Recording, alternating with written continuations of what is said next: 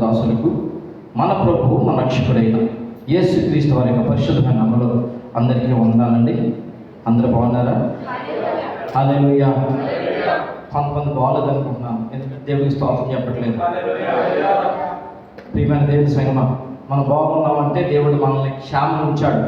క్షేమం నుంచి దేవుడికి మనం స్తోత్రం చెప్పాలి తప్పనిసరిగా. ప్రియమైన సంగమా, ఆయన మన దేవుడు సర్వశక్తి కలిగిన గొప్ప దేవుడు. మనల్ని ఈరోజు మన కుటుంబాన్ని క్షేమం ఉంచాడంటే ఆయన కృప, ఆయన వాత్సల్యమే. సర్వశక్తి గల దేవుని నామమునకు ప్రభుని క్రీస్తు నామములో యుగయుగంలో మహిమ కలుగును గాక. ప్రభునకు ప్రియమైన దేవుని సంగమా, వాక్య ఛానల్లోకి మనం వెళ్ళిపోతామండి. ఇప్పుడు సమయము 5:11 అయిందండి. వాక్య ఛానము ఈరోజు విందు అనే అంశం అండి. అంశం పేరు ఏంటండి? విందు. భూలోక విందు, పరలోక విందు. రెండు విందుల గురించి ఈరోజు మీకు తెలియజేయబోతున్నాను. ఏమండి? విందు. ఈ విందు ప్రియమైన సంగమా, లోకంలో మనుషులందరికీ విందు అంటే చాలా ఇష్టం. విందులు అంటే చాలా ఇష్టం అండి లోకంలో. ఏమండి? విందుల గురించి తెలియని వాళ్ళు ఎవరు ఉన్నారండి? ఎవరు లేదు. ఇప్పుడు లోకము విందు వినోదాలతో ఆనందపడుతూ సంతోషిస్తూ ఉంది. నోవహు కాలంలో ఏ విధంగా అయితే లోకము విందు వినోదాలతో ఆనందంగా ఉందో, ఇప్పుడు కూడా లోకము విందు వినోదాలతో ఆనందం ఉంది. ప్రియమైన సంగమా, అయితే లోకం ఇచ్చే విందు కాదు, కానీ పరలోకమందున్న తండ్రి దేవుడు భూలోకమందున్న సమస్త జనాలకి ఒక విందు చేస్తున్నాడు ఆయన. ఇది దేవుని విందు. ఈ దేవుని విందు గురించి మరి దేవుడు తన దాసుడైన యెషయా ద్వారా సెలవిచ్చిన మాటలు మనం ధ్యానించుకుందాం. యెషయా గ్రంథము 25వ అధ్యాయము 6వ వచనం. ఈ పర్వతం మీద సైన్యములకు అధిపతి యెహోవా సమస్త జనముల నిమిత్తము కొవ్విన వాటితో విందు చేయును. మట్టి మీద ఉన్న ద్రాక్షారసంతో విందు చేయును. మూలుగులు గల కొవ్విన వాటితో విందు చేయును. మట్టి మీద నిర్మలమైన ద్రాక్షారసముతో విందు చేయను. సరిపోతుందండి. పరలోకమందున దేవుడు కూడా విందు చేస్తున్నాడు. చిన్న ప్రార్థన. ఆల్రెడీ సహోదరులు ప్రార్థన చేశారు, నేను కూడా చిన్న ప్రార్థన. మహాగణుడు మహోన్నతుడు సర్వశక్తిమంతుడైన ప్రభువా, తండ్రి, పరిశుద్ధ ఆదివారం రోజులు మీ యొక్క సన్నిధిలో ప్రభా మేమందరం ఉంటాను. చెప్పాలి ఈ యొక్క ధన్యత నేను లోకంలో ఎంతోమంది ఉన్నారు నాయన. ప్రభా మాకు ఇచ్చిన ధన్యతను అడుగుతాము. అంతేకాకుండా పరలోకమందున మీరు భూలోకమందున ప్రతి పిల్లలతో మీ వాక్యము ద్వారా మాట్లాడుతుండగా, ఆ వాక్యములో నీ ప్రభాదేవ ఆ యొక్క మీరిచ్చిన విషయాలన్నింటినీ కూడా జాగ్రత్తగా ప్రభా ఇగోతంటే అర్థం చేసుకుని వాక్యానుసారంగా జీవించే భాగం దయచేయమని ప్రత్యేకించి ప్రభా క్రీస్తు పూర్వం 700 సంవత్సరాల క్రితం ప్రభా మీ దాసుని ఆత్మ చేత నింపి మాతో మాట్లాడిన విషయాలు, దాంట్లో ఉన్న పరమాత్మ చక్కని రీతిలో వివరించడానికి మీ ఆత్మ జ్ఞానంతో నింపి నడిపించమని మీ ప్రియ కుమారుడు యేసుక్రీస్తు నామములో ప్రార్థన చేస్తున్నాం పరమ తండ్రి. పరలోకమందున దేవుడు కూడా గొప్ప విందు చేస్తున్నాడటండి. ప్రియమైన సంగమా, ఏమండి? గొప్ప విందు చేస్తున్నాడు. సాధారణంగా ఏమండి ఈయన ఈ పరలోకమందున తండ్రి అనే దేవుడు ఏమండి గొప్ప విందు చేస్తున్నాడు. ఇది దేవుడు చేసే విందు. ఈ లోకంలో దేవుళ్ళు అనబడిన వారు చాలా మంది ఉన్నారు. అయితే ఆ దేవుళ్ళకే ఈ దేవుడు, ఈయన సైన్యములకు అధిపతి కానీ పేరు ఈయనకి. ప్రియమైన సంగమా, ఆ దేవుళ్ళకే దేవుడు. ఈ లోకంలో దేవుళ్ళకి ఏమండి ఈ లోకంలో ఆ దేవుళ్ళని చేసిన వారికి దేవుడు ఈయనే. దేవుడికి స్తోత్రం కలుగును గాక. ఈ లోకంలో దేవుళ్ళు అనబడిన వారికి ఈ భూలోకంలోనే దేవుళ్ళు పిలబడుతున్నారు. కానీ ఈ మన దేవుడు సర్వశక్తి గల దేవుడు. ఏమండి ఈ భూమి లాంటి గ్రహాలు, ఎన్నో గ్రహాలని విశ్వంలో తిప్పుతున్న దేవుడు. ఈయన ఎంత గొప్పవాడని చెప్పడానికి విషయాలు తెలియజేస్తున్నాను. ఏమండి ఈ విశ్వాన్ని, ప్రియమైన సంగమా, ఈ యూనివర్స్ని ఆయన చెప్పు చేతల్లో నడిపిస్తున్న దేవుడు. దేవుడికి స్తోత్రం కలుగును గాక. ఇంత శక్తి గల దేవుడు గొప్ప విందు చేస్తున్నాడట. ప్రియమైన సంగమా, గొప్ప విందు చేస్తున్నాడట. మరి సాధారణంగా విందు చేసినట్లయితే ఎవరిని పిలుస్తామండి? ఎవరిని పిలుస్తాం? మనం ప్రేమించిన వారిని పిలుస్తాం, మనకి ఇష్టమైన వారిని పిలుస్తాం. అంతే కదండి. అందరిని పిలుస్తాం విందు చేసి. ఈ లోకంలో విందు చేసి అందరిని పిలుస్తామా? అందరూ పిలవం. ఇష్టమైన వారిని మాత్రం పిలుస్తాం. ఇష్టం లేకపోతే ఇంటికి వెళ్తే మంచిగా కూడా ఇవ్వరు. ఇష్టం లేకపోతే ఇంటికి వెళ్తే మంచిని కూడా ఎవరు అడిగి తీసుకోవాలి, కాస్త మంచిగా ఉండాలి. ఇష్టంతోనే ఇస్తారు, ఇష్టం లేకపోతే ఏది చేయరు. ఇష్టం లేకపోతే ప్రార్థన కూడా చేయరు. ప్రార్థన ఉచితమే, కొంటామంటే కొంటాం ప్రార్థన కూడా చేయడం ఇష్టం లేకపోతే ప్రియమైన సంగమా. అయితే మన దేవుడు ఈ లోక సంబంధమైన మనుషుల్ని మనసు కలిగిన వాడు కాదు. ఆయన మన దేవుడు ప్రేమ గల దేవుడు. అందుకే దేవుడు ప్రేమామయుడని పరిశుద్ధ గ్రంథంలో రాయబడింది యోహాను పత్రికలో. దేవుడు ఎవరంటే ప్రేమామయుడు. ఆయన సమస్త మానవాళ్ళని ప్రేమిస్తున్నాడు. భూలోకం ఉన్న సమస్త మానవాళ్ళని ప్రేమిస్తున్నాడు. ఆయనకి తారతమ్యం లేదు, ఆయనకి కుల ప్రసక్తి లేదు, మత ప్రసక్తి లేదు, ధనిక పేద అనే భావం ఆయనకి లేదు. అందుకే ఈ భూలోకంలో ఉన్న వారందరినీ కూడా నిర్గమ ప్రేమిస్తున్నాడు. ఎలాగో ప్రేమిస్తున్నాడు అని చెప్పడానికి ఎవరన్నా కనుక అడిగితే ఎప్పుడోసార్లు చెప్పాం, మొదటిసారి జ్ఞాపకం చేస్తున్నానండి. అవండి భూమి ఆకాశములు అదేవిధంగా అగ్ని నీరు, ఈ పంచభూతంలో ఏదైతే ఉన్నాయో గాలి నీరు అగ్ని, ఇవన్నీ కూడా అందరికీ దయచేస్తున్నాడు. ఒకవేళ క్రైస్తవులు మాత్రం ఇచ్చారనుకోండి, మెదవ పరిస్థితి ఏంటి? క్రైస్తవులే నీరు తాగుతున్నారు, క్రైస్తవులు గాలి పెంచుకుంటున్నారు, మిగతా పరిస్థితి ఏంటండి? మరి అందరికి ఇవ్వట్లేదంటారా? అందరికీ సమానంగా ఇస్తున్నాడు. దేవుడికి స్తోత్రం కలుగును గాక. అందరినీ సమానంగా ప్రేమించే దేవుడు. ప్రియమైన సంగమా, అందరినీ సమానంగా ప్రేమించి అందరినీ ప్రేమిస్తున్న దేవుడు ఈయన ఏమంటే పరలోకమందు గొప్ప విధి చేసి భూలోకమందు ఉన్న వారందరినీ కూడా పిలుస్తున్నాడట. దేవుడికి స్తోత్రం కలుగును గాక. మరి ఎప్పుడు ఈయన విధి చేస్తున్నాడు, ఎప్పుడు పిలుస్తున్నాడు, ఎప్పుడు ఆ విల్లు అని చూసినట్లయితే దేవుడు పూర్వకాలం ముందు ఇప్పటికి 700 సంవత్సరాల క్రితం తన ప్రవక్త ద్వారా విందుని గురించి తెలియజేశాడు. పూర్వకాలం ముందు లోకంలో ఉన్న సమస్త మానవులతో దేవుడు తన ప్రవక్త ద్వారా మాట్లాడుతున్నవాడు.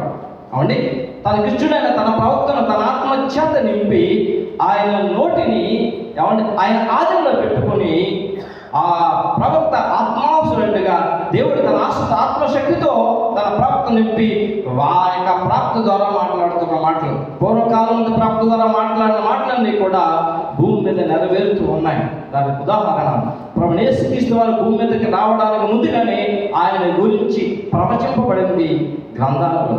ప్రియమైన సంగమా, ఆ విధముగా ప్రవక్త ప్రవచించిన మాట ఆయా కాలంలో జరుగుతుంది. ఇది ఎప్పుడు జరుగుతుంది అంటే ఆయా కాలంలో జరుగుతుంది. పరిశుద్ధ గ్రంథంలో ప్రవక్త ద్వారా సెలవించిన ప్రతి మాట కూడా కొన్ని జరిగిపోయి కొన్ని జరగవలసి ఉన్నాయి. ఇప్పుడు దేవుడైన యెహోవా, సైన్యములకు అధిపతి యెహోవా చేయబోతున్న విందు జరగవలసింది. ఆయన 2 విందులు చేశాడు. ఒక విందు అయితే జరిగిపోయింది భూలోకమందు, రెండవ విందు అయితే జరగబోతూ ఉంది. ఆ విందు కొరకు సిద్ధపడుతూ ఉన్నాడు ఆయన, గొప్ప విందు కొరకు. ప్రియమైన సంగమం, ఈ విందు ప్రియమైన సంగమం ఆయా సమయంలో దేవుడు ఏర్పాటును బట్టి ఆ గడి వచ్చినప్పుడు పరలోకం ముందు ఆ విందు చేస్తాడు. ప్రియమైన సంగమం, అయితే భూలోకం ముందు ఆ ప్రవచనం ప్రకారం, ఆ వాక్య ప్రవచనం ప్రకారం భూలోకం ముందు విందు జరిగిపోయింది. ఆ విషయాలని మరి ఈ యొక్క యెషయా ద్వారా దేవుడు సెలవిచ్చిన విషయాలను మరి భూలోకం ముందు ఏ విందు ఎప్పుడు జరిగిందో ఆ సర్వశక్తి గల దేవుడు తన వాక్యానికి శరీరం ఇచ్చి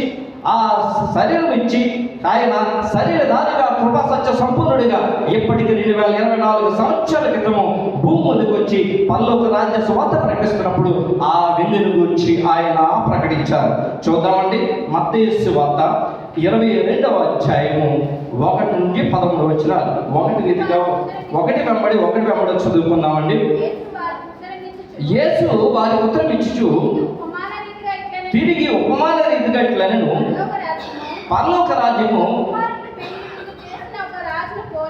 తన కుమారునికి పెళ్లి విందు చేసిన ఒక రాజును పోలి ఉన్నది. ఆ పెళ్లి విందుకు పిలువబడిన వారిని రప్పించినప్పుడు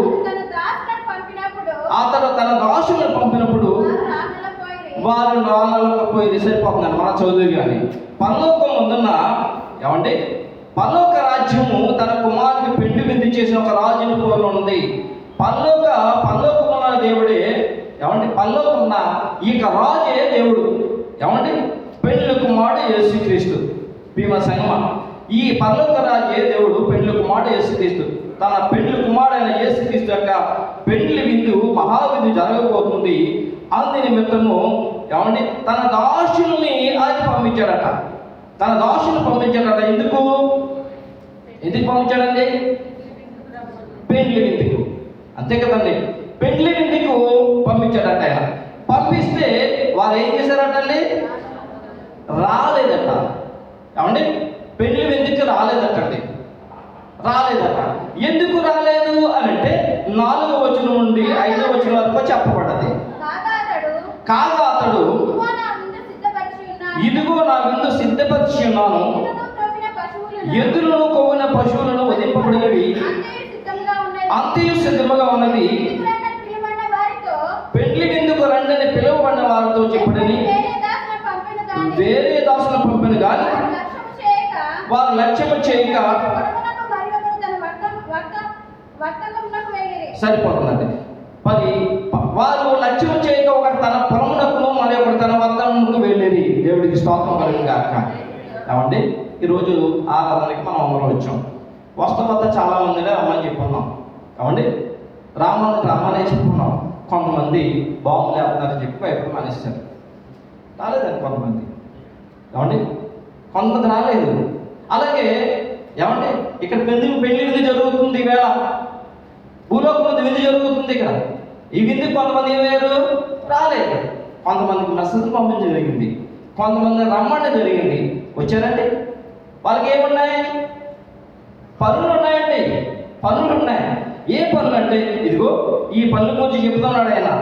ఏమండి ఏ పనులు ఉన్నాయంటే 5వ వచనం వాళ్ళట పొలానికి వెళ్ళే పని ఉందట, వర్తకము చేసే పని ఉందట.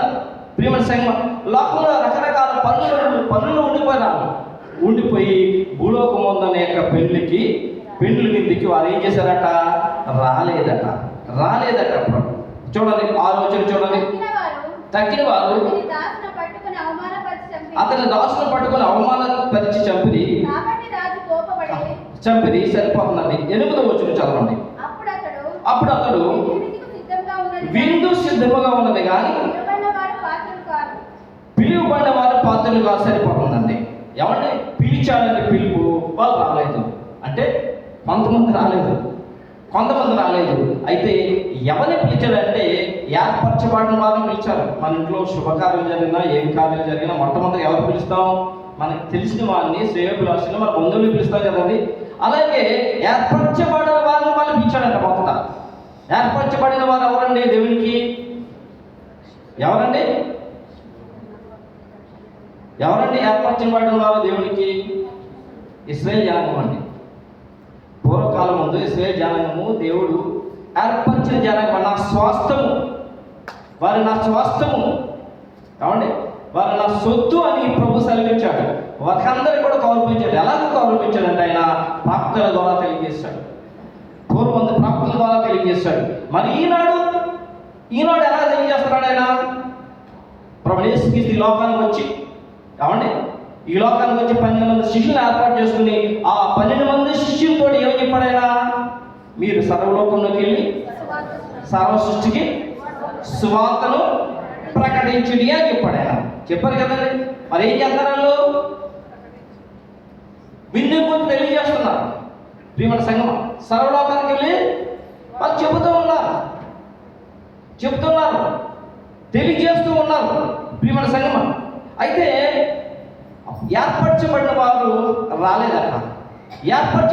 రాలేదు. ఇశ్రాయేలు జనాంగం అంతా కూడా మొత్తం ప్రవేశించి వచ్చిన తర్వాత మీరు ఇశ్రాయేలు జనాంగానికి మాత్రమే సువార్త ప్రకటించాలని చెప్పాడు ఆయన. మొదట ఆయన ఏమండి అంజుల ఏ దేశంలోకి మీకు వెళ్ళవద్దని చెప్పన్నాడు ఆయన. అయితే ఆ ఏర్పరచబడిన జనము ప్రభుని వ్యతిరేకించాలి.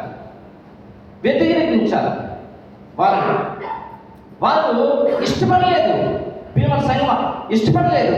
అప్పుడు ప్రభు ఏమన్నాడంటే చూడండి, మత్తయి సువార్త 23:37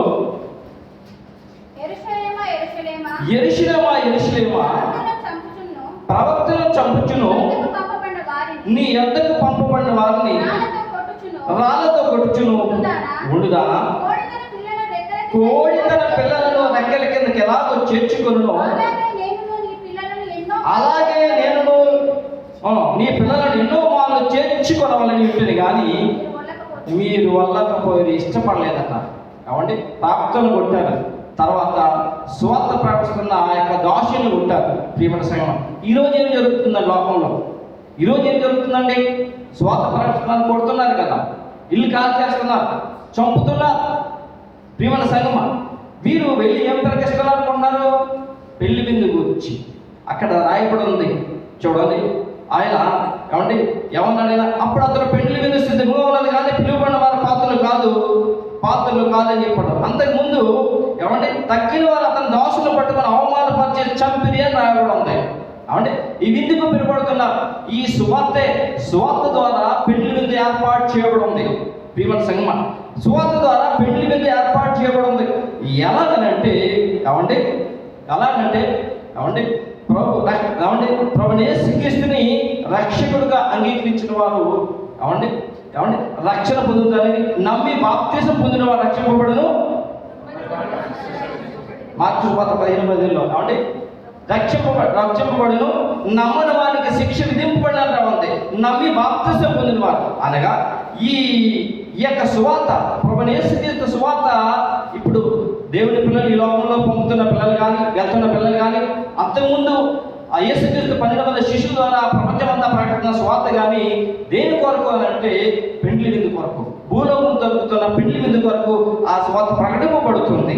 అయితే వాళ్ళు కొట్టారు, అప్పుడు కొట్టారు, చంపారు, ఇప్పుడు కొడుతున్నారు, చంపుతున్నారు. ప్రియమైన సంగమ, చంపుతున్నారు. అప్పుడు ఆ రోజుల్లో జరిగిన విషయం ఏంటంటే, అప్పుడు ప్రభువైన క్రీస్తు ఏం చేశాడంటే అన్యజనులందుకు తన యొక్క పిల్లలను పంపాడు. మీరు సర్వలోకంలోకి వెళ్ళి సర్వజనులకు సువార్త ప్రకటించండి అని చెప్పి.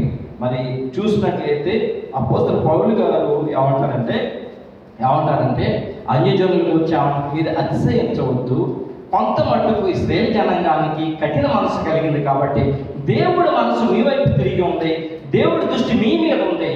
ఆ తర్వాత ఇశ్రాయేలు ప్రజలు కూడా కనికరింపబడతారని చెప్పి ఒకవేళ ఇశ్రాయేలు ప్రజలు ఎవరైనా ధృవీకరించినట్లయితే వారి గురించి తెలియజేస్తున్నారు. ఇక్కడ చూసినట్లయితే సర్వలోకంలోకి వెళ్ళి సర్వసృష్టికి సువార్త ప్రకటించండి అని ప్రభువు ఇచ్చిన మాట ప్రకారం ప్రియమైన సంగమా లోకంలో ఉన్న వారందరూ కూడా సువార్త ప్రకటింపబడుతుంది. 9వ వచనం అన్నాడు కదా, గనుక రాజమార్గంలో పోయి మీకు కనపడి వారిని అందరినీ పెండ్లి విందుకు పిలువడండి తన దాసులతో చెప్పను.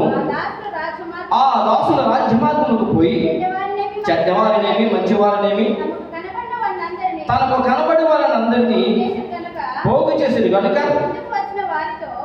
విందుకు వచ్చిన వారితో సరిపోతుందండి. ఆ పెండ్లిశాల నిండెను. లోకంలో ఉన్న వారికి అందరూ కూడా ఇప్పుడు సువార్త ప్రకటింపబడుతుంది.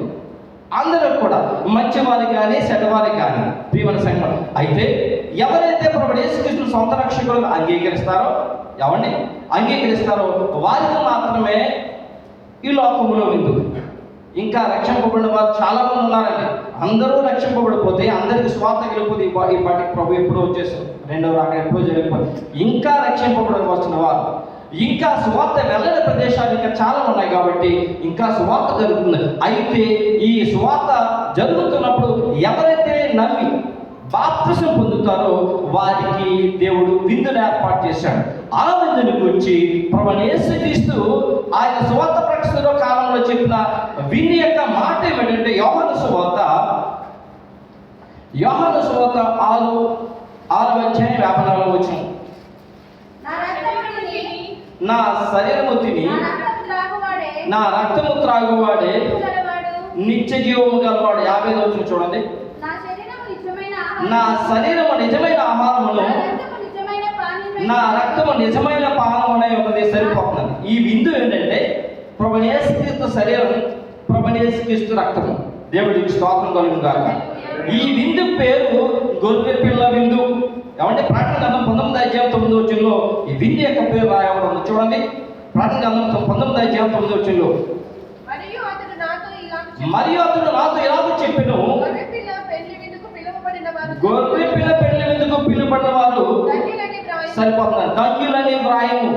ఈ గొర్రె పిల్ల యొక్క విందు ఏమిటంటే ప్రభువైన యేసుక్రీస్తు యొక్క శరీరము తిని ఆయన రక్తము త్రాగడమే ఆ విందు. ప్రియమైన సంగమా, మరి ఆయన శరీరము తిని ఆయన రక్తమే, ఆ రక్తము తాగిన వాడే రుచి చేయమని ఆయన విందులో ఇది విందని ప్రభు యేసుక్రీస్తు స్వార్థ ప్రకటన సమయంలో ఆయన చెప్తే అందుకు యూదులు ఏమన్నారంటే, ఇదేంటి ఈయన శరీరాన్ని ఎలా తినేయగలడు, ఈయన శరీరాన్ని ఎలా తినేయగలడు, ఈయన 6:50 రాయబడుతుంది, అక్కడ రాయబడింది యోహాను సువార్త 6:51. పరలోకం నుండి దిగి వచ్చిన 51 చూడండి, 50 చూడండి. అందుకు యూదులు రాయబడి చూడండి, అక్కడ యూదులు ఈయన శరీరం ఎలాగో తినేయగలడు, సరిపోతుంది, ఒకరితో ఒకడు వాదించిరి. ప్రభు యేసుక్రీస్తు యొక్క శరీరం గురించి చెప్తే వాళ్ళు ఏంటంట, ఈయన ఎలాగ తినగలడు శరీరాన్ని అని వాదించారట. ప్రియమైన సంగమా, అయితే వారి పితరులు ఆయన యొక్క శరీరానికి సాదృశ్యమైన ఏమండి శరీరానికి సాదృశ్యమైన గొర్రె పిల్ల యొక్క మాంసం తిన్నారు వాళ్ళు యూదులు. ఎప్పుడు తిన్నారనేది వాళ్ళు మర్చిపోయారు. నిర్మకాండము 12:20 జ్ఞాపకం చేస్తూ చూడండి. నిర్గమకాండం 12:20. కాబట్టి మోషే ఇశ్రాయేలు పెద్దలందరినీ పిలువడంపించి వార్తలను మీరు మీ కుటుంబంలో చెప్పున మందలో నుండి పిల్లలు తీసుకొని పస్కా పదును వదిలించి సరిపోతుందంటే ఏ పిల్లలు వదిలించాలి అని అంటే ఆ రోజుల్లో రాయబడి చూడండి 12:6.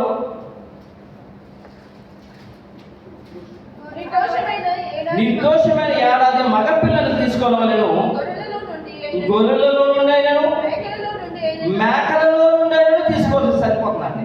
ప్రియమైన సంగమా, పస్కా వీళ్ళు ఆచరించాలి. ఇశ్రాయేలు జనాంగం వీరు పసల మీద ఆచరించారు. అప్పుడు గొర్రెలోని మేకల్లోని ఏమంటే నిర్దోషమైన ఏడాది మగ పిల్లలను తీసుకుని 14 రోజుల దగ్గర నుంచి దానిని వారు ఏం చేశారంట, వధించారు. 7 రాయబడి చూడండి. ఈ నెల 14వ దినం వరకు మీరు దానిని ఉంచుకోనవలెను. తర్వాత ఇశ్రాయేలు సమాజపు వారందరూ తమ తమ కూటములలో సాయంకాలం మందు దాన్ని చంపి దాని రక్తము కొంచెము తీసి తాము దాన్ని తిని ఇండ్ల ద్వార బంధపు 2 నిలువు కమ్ముల మీదను పై కమ్మి మీదను చల్లి సరిపోతున్నది. ఆ రాత్రి వారు అగ్ని చేత కాల్పడిన మాంసమును పొంగడ రొట్టెలతో తినవలను. ఏం చేయాలట, చంపి ఏమంటే దాన్ని కొంచెము తిని ద్వారబంధల మీద రాయాలట. వాళ్ళు తిన్నారా లేదా గొర్రెపిల్ల? అప్పుడు గొర్రెపిల్ల సాదృశ్యంగా ప్రభుని యేసుక్రీస్తున్నారు. వారు పొందుకోపోయే ఆ యొక్క శ్రేష్టమైన దేశం, సముద్ర గల దేశానికి వారు నిర్దోషము గల వారు ఉండటానికి, వారికి తోడే ఉండడానికి ఆనాడు ప్రభు గొర్రెపిల్ల సాదృశ్యంగా వారికి ఆయన రక్తాన్ని, ఆయన శరీరాన్ని ఇచ్చాడు. ఆ విషయము వీరు మర్చిపోయామన్నారంటే ఈయన శరీరం ఎలాగో త్రాగలగలరు అని చెప్తున్నారు. ప్రియమైన సంగమా, అందుకే ఆయన అంటున్నారు, యేసుక్రీస్తు అన్నారు కదా, నా శరీరము తిని నా రక్తము త్రాగువాడు నిత్య జీవం గలవాడు. మనం ఆల్రెడీ తీసుకున్నాం కాబట్టి మనకు అర్థమైపోతుంది. మనకు ఆల్రెడీ తీసుకున్నాం కాబట్టి ఆయన శరీర రక్తములు మనకి అర్థమవుతుంది. అయితే ఆ యొక్క ప్రభు అయిన యేసుక్రీస్తు యొక్క శరీరం మనం తీసుకున్నప్పుడు ఏమండి, మనం మామూలు విందులోకి వెళ్ళి వెజిటేబుల్ తిన్నట్లుగా లేకపోతే మాంసం తిన్నట్లుగా కసపిస రావకూడదు. ప్రియమైన సంగమా, తెలియదు కాదు మనం చెప్తున్నాను, చాలా జాగ్రత్తగా నోట్లో పెట్టుకుని చప్పరించాలి. ఎందుకంటే ప్రియమైన సంగమా, ఇది ఏమిందో ప్రభుని యేసుక్రీస్తు యొక్క శరీరము. ప్రియమైన సంగమా, ఎలాగో తినాలో పాట ద్వారా మీకు తెలియజేస్తారు. చూడండి. విందు గృహమునాకేగి వీక్షించు ప్రేమతోని వివిలాసు భోజంబులను విచ్ఛిన్నమైనాని విమలాద్రేణపు విందు వికలంబౌ మనసుతో వినుతించి తినుచుందు. విందు గృహమున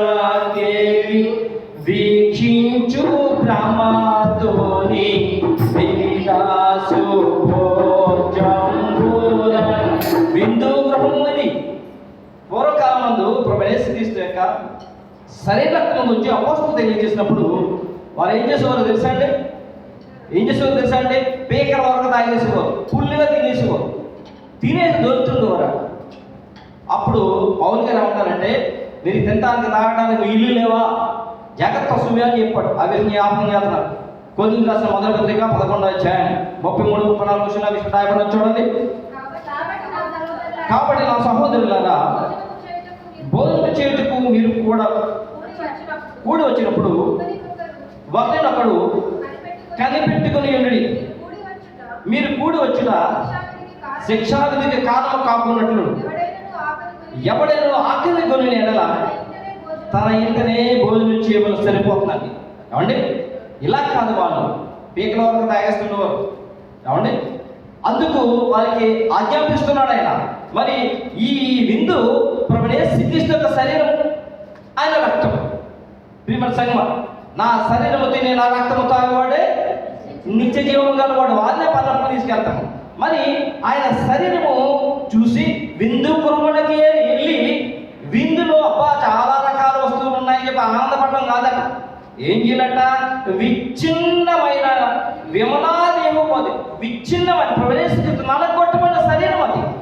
ఏమండి, శరీరం విమలాదేహం, విచ్ఛిన్నమైన విమలాదేహం విందు వికలంబ మనసుతో బాధపడుతూ తినాలట. ప్రియమైన సంగమా, బాధపడుతూ తినాలి. విచ్ఛిన్నమైన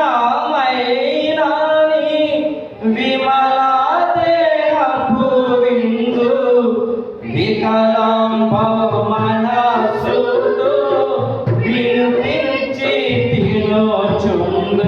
దేవుని స్తోత్రం. విందు విచ్ఛిన్నమైన. అందుకనే పూర్వకాలంలో వారు తిన్నప్పుడు దేనితో తిన్నారో తెలుసండి? చేదు కూరలతో తిన్నారట. ఒకసారి చూడండి, 12వ అధ్యాయం, నిర్గమకాండం 12వ అధ్యాయం 8వ వచనంలో, రాత్రి వారు అగ్ని చేత కాల్చబడిన ఆ మాంసమును పొంగని రొట్టెలను తినవలెను, చేదు కూరలతో తినవలని సరిపోతుందండి. అవండి, చక్కని ఏడాది మాంసం, లేత మటన్ తినవని బాగా అర్థమవుతుంది. లేత గొర్రె పిల్ల మాంసం చాలా మంది చాలా ఇష్టం. అయితే చాలా బాగుంది విందు. దాన్ని ఎలా తినమాట? చేదు కూరలతో. ఒక పక్క సంతోషం, ఇంకో పక్క బాధ. ఆనాడే చెప్పాడు ఆయన, ఆ సాదృశ్యమైన శరీరాన్ని తినేశారు. కానీ ఇప్పుడు ఎలాగ తింటాం మేము అని నా ప్రియమైన సంఘం. నా శరీరం తిని నా రక్తము తాగబడే, ఏమంటే నిత్య జీవము గలవాడు ఆయన శరీరంగా. మరి అందుకు ప్రియమైన సంఘమా, ఇక్కడ ఎందుకు చెప్తున్నాడు అని అంటే, అక్కడ అంతకుముందు యూదులతో కానీ ఇక్కడ ఉన్న మనతో కానీ ఇది విశ్వాసముతో కూడిన విందు. ఆయన శరీరానికి సాదృశ్యమైన రొట్టె, ఆయన రక్తానికి సాదృశ్యమైన ద్రాక్షారసం. ఇది విశ్వాసముతో తీసుకోవాలి. ఇది నా ప్రభు యొక్క శరీరం. రొట్టె మన దగ్గరికి వచ్చినప్పుడు, ప్రభా నీ శరీరం తింటానని చెప్పి నవలకుండా నోట్లో పెట్టుకుని సపరించాలి. ప్రభా నిజమైన నీ యొక్క రక్తము నా దగ్గరకు వచ్చింది. అందుకని అన్నాడు, ఏమన్నాడు? నా శరీరము నిజమైన ఆహారము, నా రక్తము నిజమైన పానములైన నిజమైన ఆహారము, నిజమైన రక్తం. అది ఇది విశ్వాసముతో దేవుని పిల్లలు ఏం చేయాలి? ఒప్పుకోవాలి, గ్రహించాలి, నమ్మాలి. గలతీ పత్రిక 3వ అధ్యాయం 5వ వచనంలో చెప్తున్నాడు చూడండి. ఆత్మను మీకు అనుగ్రహించి మీలో అద్భుతములు చేయించువాడు ధర్మశాస్త్ర సంబంధమైన క్రియల వలన లేక విశ్వాసముతో వినుట వలన చేయించున్నాడు. అవండి ప్రియమైన సంగమా, ఆయన దేవుని పిల్లలైన క్రైస్తవులు కానీ లేకపోతే మరి ఉన్న ఇంకా ప్రభుయేసుక్రీస్తుని సొంత రక్షకుగా అంగీకరించిన వారితో ఏం చెప్తున్నాడంటే, ధర్మశాస్త్ర ప్రకారం ఎవరు కూడా నీతిమంతుడిగా తీర్చబడ్డాడు. పూర్వకాలంలో అబ్రహాముకి ఇచ్చిన ఆశీర్వాదం వచ్చినాము. పూర్వకాలంలో అబ్రహాము ధర్మశాస్త్రం లేకుండా ప్రభువుని నమ్మాడు. ధర్మశాస్త్రం లేకుండా ప్రభువుని నమ్మిన ఆ యొక్క అబ్రహాము నీతిమంతుడిగా తీర్చబడ్డాడు. అప్పుడే ధర్మశాస్త్రం లేకముందే మరి భూలోకంలో సమస్త మోసంలో నీ వల్ల ఆశీర్వదింపబడని చెప్పి ఆ యొక్క అబ్రహాముకి ఆశీర్వాదము నెరవేర్చడానికి విశ్వాసము ద్వారా లోకంలో ఉన్న వాళ్ళందరినీ కూడా వెళ్ళి నిధికి పిలుస్తున్నాడు. ఆయన అంటున్నాడు కదా, ఆయన ఏమన్నాడంటే, మీరందరూ వెళ్ళండి, వెళ్ళి మంచి వాళ్ళని చెడ్డ వాళ్ళని రాజమార్గంలో ప్రతి ఒక్కరినే పిలుస్తారండి అని చెప్తున్నాడు. వచ్చిన వారందరూ ఏం చేయాలంటే, రక్షణ పొందిన తర్వాత విశ్వాసముతో ఆయన యొక్క శరీర రక్తములను తీసుకోవాలి ప్రియమైన సంగమా. ఇంకా చెబుతూ 3:6 చూడండి. గలతీ పత్రిక 3:6. అబ్రహాము దేవుని నమ్మెను, అది అతనికి నీతిగా ఎంచబడెను. కాబట్టి విశ్వాస సంబంధులే అబ్రహాము కుమారులని మీరు తెలుసుకుని దేవుడికి స్తోత్రం కలుగును గాక. కాబట్టి విశ్వాస సంబంధాలు అనగా ప్రియమైన సంగమా, పూర్వకాలం ముందు ఆయన అదృష్టుడై గొర్రె పిల్ల సాదృశ్యంగా ఇశ్రాయేలు జనంగా ఒకప్పుడు ఆ పస్కా పశువులను ఆచరించారు. ఇప్పుడు ప్రపంచ మానవాళి కొరకు సాక్షాత్ యేసుక్రీస్తు ప్రభువే భూలోకానికి వచ్చి ఆయన శరీరము నలగొట్టబడి ఆయన రక్తము కార్చి భూలోకంలో కూడా ఆయన శరీర రక్తం ద్వారా ఆనాడు అబ్రహాముకి ఇచ్చిన ఆశీర్వచనము నెరవేర్చడానికి విశ్వాసము ద్వారా అందరినీ పిలుస్తున్నాడు. వారి విశ్వాసం ద్వారా వచ్చి ఆయన యొక్క శరీర రక్తంలో పాలుభాగస్తులుగా ఉండాలి. అందుకనే లోపల ఉన్న వారందరూ కూడా ఆయన యొక్క విందు చూపిస్తున్నాడు ప్రియమైన సంగమా. అలాగూ ప్రభు యేసుక్రీస్తును సొంత రక్షకుగా అంగీకరించి విందులో పాల్గొంటున్నారు. విందులో పాల్గొన్న వాళ్ళకి దేవుడు రక్షణ వస్త్రం ఇస్తున్నాడు. దేవుడికి స్తోత్రం కలుగును గాక. విందులో పాల్గొన్న వాడికి ఏమి ఇస్తున్నాడు? ఆయన రక్షణ వస్త్రం ఇస్తున్నాడండి. రక్షణ వస్త్రం. ఆ రక్షణ వస్త్రాన్ని కాపాడుకోవాలి. కాబట్టి ఆ రక్షణ వస్త్రాన్ని ఏం చేయాలి? కాపాడుకోవాలి. చూడండి, పెంటిశాల నిండిపోయిందట. 22:10 చూడండి. ఆ దాసులు రాజమార్గంలో పోయి చెడ్డవారినేమి మంచివారినేమి తమకు కనబడే వారిని పోగు చేశారు కనుక విందుకు వచ్చిన వారితో ఆ పెంటిశాల నిండును. రాజు కూర్చున్న వారిని చూడ లోపలికి వచ్చి అక్కడ పెళ్లి వస్త్రము ధరించుకొని ఒకరిని చూసి, స్నేహితుడా, పెళ్లి వస్త్రము లేక ఇక్కడికి ఎలాగో వచ్చిందని అడుగగా అతను మౌనంగా ఉన్నాడట. దేవుడికి స్తోత్రం కలుగును గాక. కాబట్టి పెండ్లి విందు భూలోకమందు ప్రభు యేసుక్రీస్తు యొక్క శరీర రక్తమనే ఆ విందు దేవుడు ఏర్పాటు చేస్తున్నాడు. ఆ విందుకు రక్షింపబడిన వారు అర్హులు. వారికి ఆ విందు ఏర్పాటు చేయబడింది ప్రియమైన సంగమా. ఆ విందులో ఎవరైతే పాల్గొంటారో వారికి ఏమి పోతుందట? రక్షణ వస్త్రము. మనకు పేరు, ఇంకొక పేరు అంటే ప్రియమైన సంగమా పెండ్లి వస్త్రం. పెండ్లి వస్త్రము లేక రక్షణ వస్త్రం ప్రియమైన సంగమా. అది ఎంత గొప్పగా వర్ణించాడంటే యెషయా ప్రవక్త యెషయా-గ్రంథము 60 ఆ రక్షణ వస్త్రాన్ని, పెండ్లి వస్త్రాన్ని గురించి ఆయన చక్కగా వర్ణించాడు. చూడండి, యెషయా-గ్రంథము 61 శృంగారమైన పాగా ధరించుకొనిన పెండ్లి కుమారుని రీతిగాను ఆభరణములతో అలంకరించుకొనిన పెండ్లి కుమార్తెగాను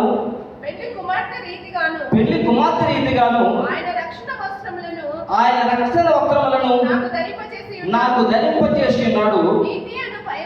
నీతి అను పైబట్టను నాకు ధరింపచేసి ఉన్నాడు. కాగా యెహోవాను బట్టి మహానందముతో నేను ఆనందించున్నాను. నా దేవుని బట్టి నా ఆత్మ ఉల్లసించుచున్నది. సరిపోతుంది. నా ఆత్మ దేవుడికి స్తోత్రం కలుగును గాక. ఆయన పెండ్లి వస్త్రం, ఆయన రక్షణ వస్త్రము ఎంత గొప్పగా వర్ణించారు చూడండి. ఏమండి, ఈ వస్త్రం పొందుకున్న వాళ్ళు ఎలా ఉండాలట? ప్రియమైన సంగమా ఆనందిస్తూ ఉండాలట. దేవుళ్ళు సంతోషిస్తూ ఉండాలట ప్రియమైన సంగమా.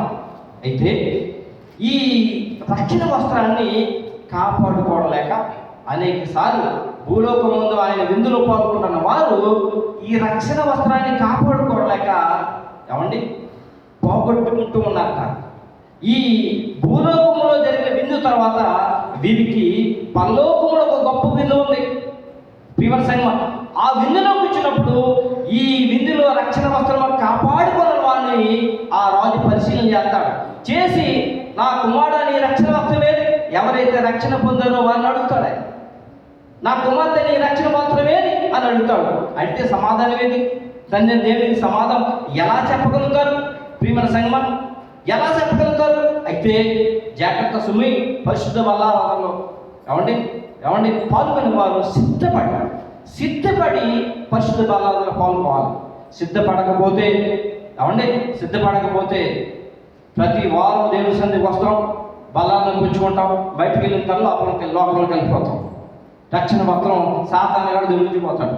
ప్రియమైన సంగమం, దానికి ఉదాహరణ పస్కా ఆ రోజు ప్రభువు యేసుక్రీస్తు పట్టుబడిన రాత్రి ఆయన తన శిష్యులను కూర్చోబెట్టి వారికి తన శరీరం అనే రొట్టెను, తన రక్తం అనే పానీయాన్ని ఇచ్చినప్పుడు ఏమండి ఇస్కరియోతు యోధ తీసుకోనగానే వాళ్ళు ఏమి ప్రవేశించిందండి? సాతాను ప్రవేశించింది. యోహాను సువార్త 13:27 చూడండి.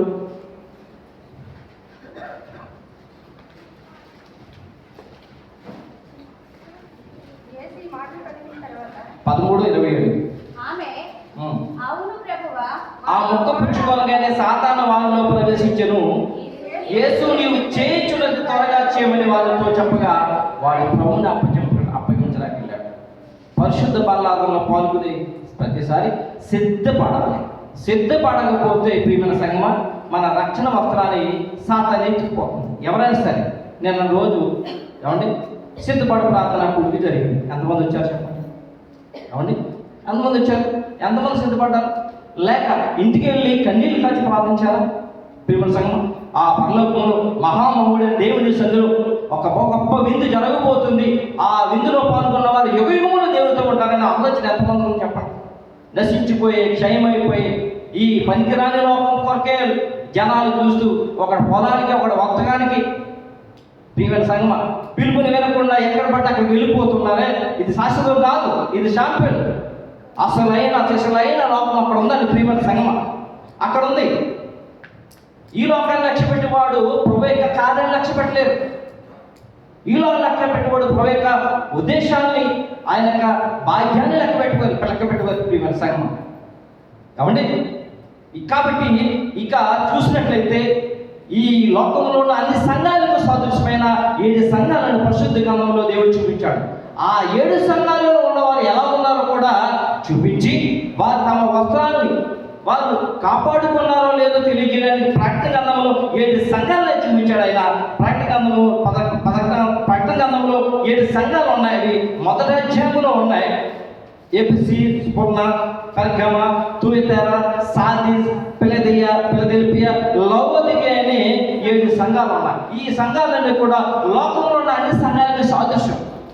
ఆ సంఘాలలో ఉన్నవారు ఎలా ఉన్నారట? మొదటి సంఘమైన ఎఫెసీలో మొదటి ప్రేమ లేదని ఆయన వాదించేశాడట ప్రియమైన సంఘం. ఏమండి రెండవ సంఘములో నువ్వు మరణపూర్వక నమ్మకం ఉండాలంటున్నాడట ఆయన. ఏమంటే మూడవ సంఘంలో చూసినట్లయితే అంటే మూడవ సంఘమైన పెర్గమలో చూసినట్లయితే మీరు మారు మనసు పొందాలని చెప్పి అన్నాడట. ఏమంటే 4వ సంఘం తూతైరలో చూసినట్లయితే ఆయన అన్నట మీలో అబద్ధాలు చెప్పేవారు ఉన్నారట, జాగ్రత్తం చేసేవారు ఉన్నారని చెప్పి అన్నారట, మోసం చేసేవారు ఉన్నారని చెప్పి అన్నారట ప్రియమైన సంఘం. 5వ సంఘం సాధ్య సంఘం చూసినట్లయితే ప్రియమైన సంఘం నీ క్రియలు సరిగా లేవు కనుక నీవు మారు మనసు పొందమని చెప్పన్నాడట. ఏమంటే 6వ సంఘం మాత్రం ఆయన ఏమన్నాడంటే నీకు జీవ కిరీటం నీకు ఇస్తాను, ఎవరు కూడా నీ కిరీటాన్ని అపహరించకుండా చూసుకోమని చెప్పి 6వ సంఘానికి మాత్రమే ఫిలదెల్ఫియా సంఘానికి ఆయన చెప్పినట్ట. 7వ సంఘం చూసినట్లయితే లవోదికయ సంఘానికి నిలువెచ్చని స్థితిలో నీవు ఉన్నావు, గర్వపడుతున్నావు, నువ్వు మారు మనసు పొందుకోని చెప్పాడట. తర్వాత చదువుకోండి ప్రియమైన సంఘం, సమయం అయిపోతుంది ప్రియమైన సంఘం. ఇక ఇలాంటి స్థితిలో ఉంటే ఇక రక్షణ వస్త్రం ఎక్కడ కాపాడుకోగలుగుతామండి? రక్షణ వస్త్రాన్ని పెళ్లి వస్త్రాన్ని ఎలా కాపాడుకోగలుగుతాం ప్రియమైన సంఘం? కాపాడుకోగలుగుతామంటారా? ఏమంటే నువ్వు వచ్చిన స్థితిలో ఉంటే సాధారణ ఎప్పుడు పరిశుద్ధ బలంతో పాల్గొన్న ఆయన శరీరం రక్తం తీసుకున్నా ఆయన శరీరం మన శరీరంలో ఆ రక్తం మన రక్తంలో కలిసిపోయి దేవుడు మనసు కనిపిస్తాడు. ఈ యొక్క గది, ఈ యొక్క హాలు లేక ఈ యొక్క ఆలయం దాటి బయటికి వెళ్ళిన వెంటనే పాత స్వభావం ఉంది కాబట్టి సాతాను వాడు ఆ రక్షణ వస్త్రాన్ని ఎత్తిపోతాడు. ఆ పరలోకంలో ఆ గొప్ప విందులు ప్రపంచ మానవాళికి దేవుడు చేస్తున్న గొప్ప విందుకి వెళ్ళి కూర్చున్నప్పుడు ఆయన అంటాడు, సహోదరుడా సహోదరి నీ యొక్క పెళ్లి వస్త్రం ఏది, రక్షణ వస్త్రం ఏదని అడుగుతాడు. ఏం సమాధానం చెప్పగలుగుతా ఉంటారు ప్రియమైన సంఘం? సమాధానం లేదు. అక్కడికి వెళ్ళకుండానే ముందుగానే దేవుడు ముందుగానే తెలియజేస్తున్నాడు ఆ పిల్లకి. అది ప్రేమిస్తున్నాడు కాబట్టి ముందుగానే తెలియజేస్తున్నాడు. మన పిల్లకి మనం ఏందాం, బాబు అటు వెళ్ళొద్దు, అమ్మ అలాగే వెళ్ళొద్దు, లేకపోతే పిల్లలు బాబు మొబైల్ ఎక్కువగా చూడకండి.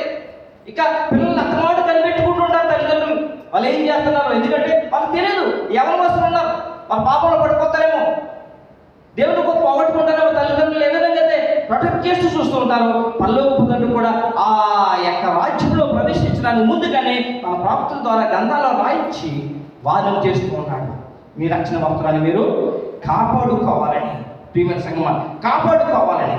అయితే అలాగే కాపాడుకోవడానికి ఏం చేయాలో, ఏమి చేస్తే కాపాడుకుంటామో అపోస్తలుడు పౌలు గారు ఏపీసీ సంఘానికి రాసి ఉన్న సమయం అయిపోతుందండి. ఏమండి, అపోస్తలుడు పౌలు గారు ఏపీసీ సంఘానికి రాసి ఉన్నాడు. ప్రియమైన సంగమా, అదేంటంటే ప్రియమైన సంగమా, దేవుడిచ్చు సర్వాంగ కోసం ధరించుకోవాలట. దేవుడిచ్చు సర్వాంగ అంటే నడినెత్తి వరకు అరికాల వరకు, నడినెత్తి నుంచి అరికాల వరకు సర్వాంగ కవచం ధరించుకోవాలట. అలాగ ధరించుకున్నప్పుడే ఆ రక్షణ వస్త్రాన్ని మనం కాపాడగలుగుతాం. రక్షణ పొందిన ప్రతి ఒక్కరు కూడా ప్రభుత్వ పెళ్లి వస్త్రం లేక రక్షణ వస్త్రాన్ని కాపాడుకోగలుగుతాం. చదవడానికి సమయం లేదు ప్రియమైన సంగమా. కాబట్టి ప్రభువుకు ప్రియ సంగమా, పరలోకం ఉందన్న దేవుడు ప్రపంచ మానవాళ్ళందరికీ కూడా గొప్ప విందు చేయబోతున్నాడు పరలోకంలో. ఆ విందుకు ముందుగా ఇక్కడ ఒక విందు జరుగుతూ ఉంది. రక్షణ ఒకవేళ ఇప్పటి వరకు ఎవరైనా రక్షణ పొందకపోతే తొందరగా రక్షణ పొందండి. రక్షణ పొందిన వారికి మాత్రమే పరలోక ప్రాప్తి అర్హత. అక్కడ వెళ్ళడానికి వీజా దొరుకుతుంది, రక్షణ పాస్పోర్ట్ వీజా అక్కడికి వెళ్ళడానికి. ప్రియమైన సంగమా, అక్కడికి వెళ్ళినప్పుడు ఈ యొక్క రక్షణ భాగ్యాన్ని, రక్షణ వస్త్రాన్ని కాపాడుకుని వెళ్ళితే ప్రభుతో పాటు యుగయుగములో ఉంటాం. అలాంటి కృపలో దేవుడు మనం భద్రపరచును గాక. చిన్న ప్రార్థన. మహాగరుడు మహోన్నతుడు సరస్వతి ప్రభా, మీకు నామానికి స్తోత్రం స్తుతులు కృతజ్ఞతాస్తుతులు చెల్లిస్తున్నాం. భూలోకమందు ప్రభా ఉన్న ప్రతి